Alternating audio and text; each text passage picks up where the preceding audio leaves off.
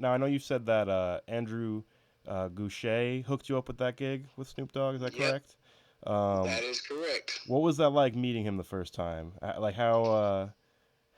Meeting Snoop. Yeah. Man,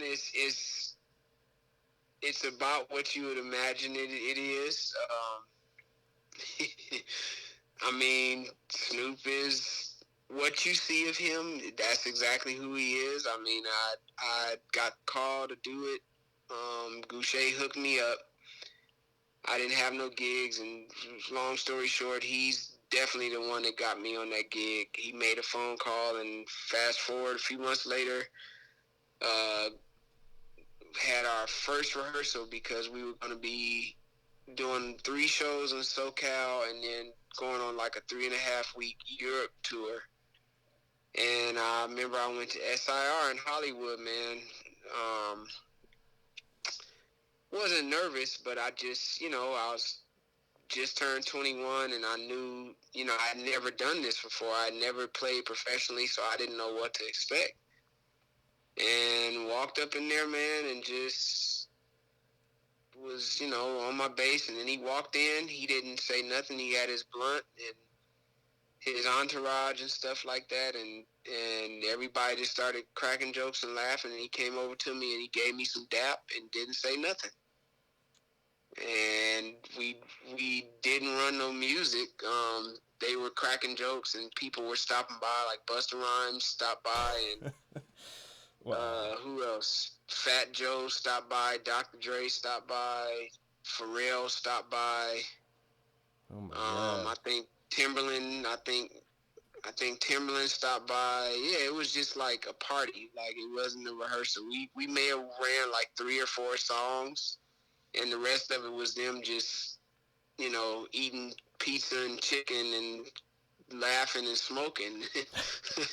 So yeah, that was my first time meeting him, man. But I will say this: there was no like, it was no intimidation or nothing. Like, you can tell from how Snoop has kind of carried himself that he's just a laid back dude. He's chill.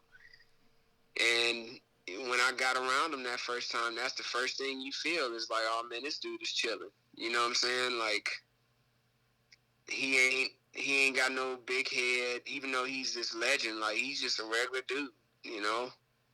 Yeah. And yeah, we went out on the road, and that's when I learned more about him. Like he's a gamer. This dude, literally, like him and Superfly and all of them, they just sit up before and after the show and just playing video games, Madden and FIFA and NBA 2K and NHL, and I mean, Yeah. it's like all the time, all day long. That's what he would do. Now, when you're playing these tunes, are you sticking close to the record? Is there improvisation in the shows? And what's your favorite Always, Snoop song to play? always improvisation. Because that's what makes a live show a live show. You can play it just like the record, but it's what it is. What I learned is, man, know the record and bring the live element to give people something new and something that's special for that show. You know what I'm saying? To play the exact same show note for note, it's like there's no experience in that.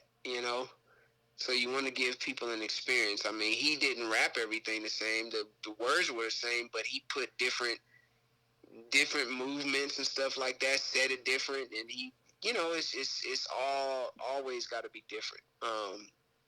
As far as my favorite song, um, I got a couple. Let's Get Blown. Gonna get my tears. You know you want some more, girl. Come on, let's get blown. That joint. Um, Yeah. Ups and downs. There will be ups and downs, smiles and frowns. That joint. Um, uh, I'm balling, balling, Oh, I was balling, just listening to balling. that one earlier. I love that one. Yeah. Yes, that joint. Uh, Cali is active. Uh, Oh my gosh, gin and juice. Yeah, classic. It's a lot,